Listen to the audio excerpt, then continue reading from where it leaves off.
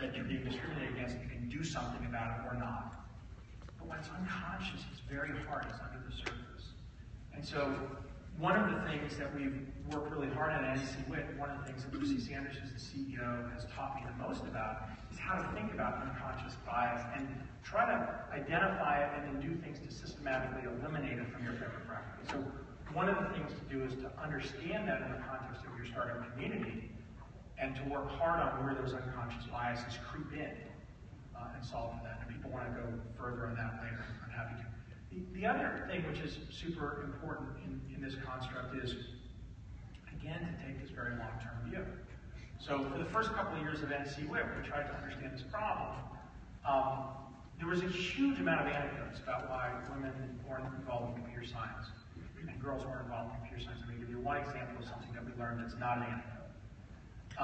The things were like, computers are, boys are geeky. Well, boys are geeky anyway when they're teenagers.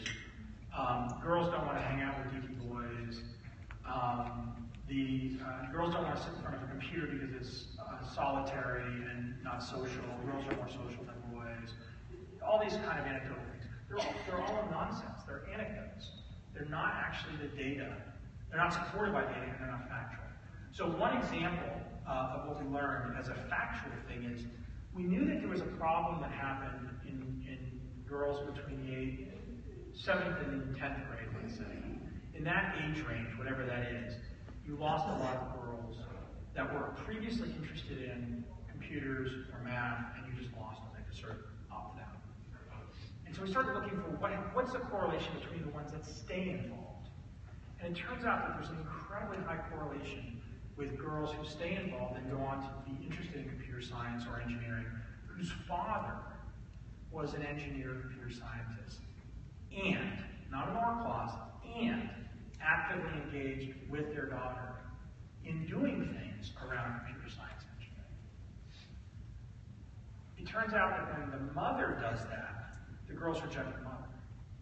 It's kind of logical. At that age, there's some separation from your mother. But the father, at that age, there's a very positive dynamic of engagement. However, fathers at that age don't engage with their girls because they want to go outside, again, this is anecdotally, but want to go outside and play sports with their kids, rather than sit in the garage and do an engineering project with their girl, or whatever, right? So what we found was a strong positive correlation. So we found those kinds of correlations and tried to reinforce them. It turns out that getting more girls involved in computer science, more women involved in computer science, is to some degree a pipeline issue. So what you want to do is you want to reach back in the pipeline, take a 20-year view, and it's not that, I'm 49, so it's not that my generation is useless, and if you're a 49-year-old woman, it's too late for you. I said that at some conference, and I said that at a women's conference trying to make a point. It was not well understood, so I'm careful with that. It's that you have to go on that whole spectrum, and you have to then take a long-term point of view on that spectrum. So just one example. I could spend a whole day talking about this. If you're interested in this particular topic, email me. And by the way, anybody here, my email address is very simple. It's brad@feld.com. If there's things we didn't touch on that you want to talk about, email me. If there's connections for things I said you want to get connected to, email me. My only request is remind me the context and keep it short. Start with a punchline. Think of somebody who gets 500 emails a day and is mostly trying to either give you a quick response or get you connected with somebody. Okay? So let's go to the next question. I know we don't have much time, so I'll keep the answer short. Lots of great ideas. How do you deal with bandwidth? So I personally, I have a problem in that I don't moderate particularly well. So I don't know if people know about the the abstainer moderator spectrum, but if you don't moderate very well, kind of the only thing you can do is abstain. And if you do moderate well, that's great. I tend to not have a particularly good governor, so I have to put structures in place that allow me to have enough time to think, to write, to take time off, while sort of staying in the swirl of the normal stuff. The meta on that is, I think, the answer for everybody here. When you're overwhelmed with things, start by knowing yourself. Start by knowing how you like what feeds you. I've struggled, I've been very public about it on my blog, and I've talked about it in a number of different venues. I've had a couple of, three now episodes of serious clinical depression as an adult, and I've struggled with understanding what causes that in me. Now that I've learned that it will eventually pass, I don't fight it. But for me, a lot of it is I'm a very deep introvert that lives in an extrovert world.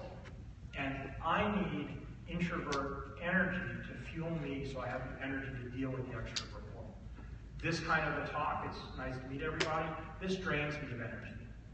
Sitting on the couch at home at night with my wife Amy reading a book, it fills me with energy. So just starting by knowing yourself and then partitioning your time so you're getting enough of what feeds you allows you to then deal with these periods of intense amount of things that you've got to cover. And then you'll figure out how to do them the best you can. Let's flip back in. Brad, Jamie Coughlin, Dartmouth College, welcome.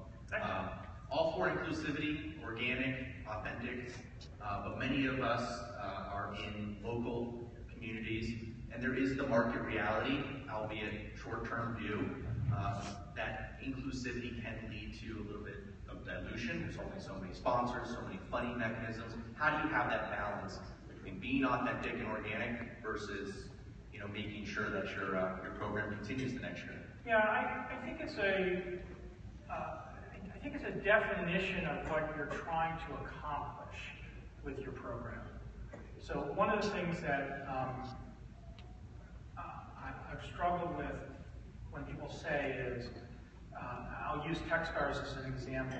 When we started Techstars, we were the second accelerator. Y Combinator was the first accelerator.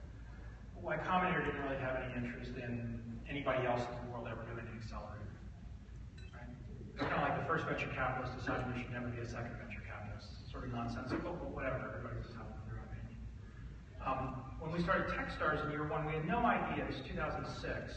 The first program was 2007. We had no idea if we were doing the ABCs or not. We ran it. It was amazing. We screwed up a lot of things, but we learned a lot. We had a blast, and we decided to do a second year. That second year, we probably had 20 people from around the world ask us to do Techstars in their city, and we said we don't even know if what we're doing makes any sense. We funded ourselves. It was the first Techstars program. Was a $230,000 investment. The second Techstars program was a $230,000 investment. The 4 founders funded it. David Cohen put in 80. David Brown, Jared Hollis, and myself put in 50 each. We're like, I've wasted 50K on a lot more stupid things that didn't derive any pleasure. Instead of saying, go away, leave us alone, what we said to those 20 people is, hey, we'll tell you everything about what we're doing, and you go do an accelerator in your city. Oh, don't you want all the great entrepreneurs? We can only do 10. There's a lot more than 10. Go. And so a bunch of accelerators got started. This is also in the theme of do before you get. No idea how it's going to impact us. Well, lots of interesting things came out of it. By the way, the third year, we said basically the same thing. Now 50 people wanted us, and we let one of them drag us kicking and screaming to Boston.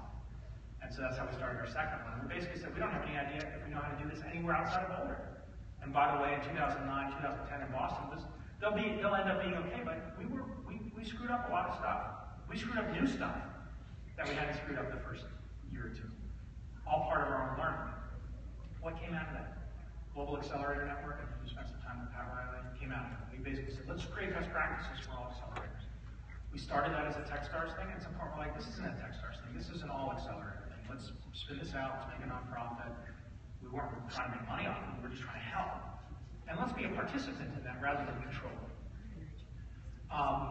Things like Rising Stars and Get Your Boot Camp came out of that.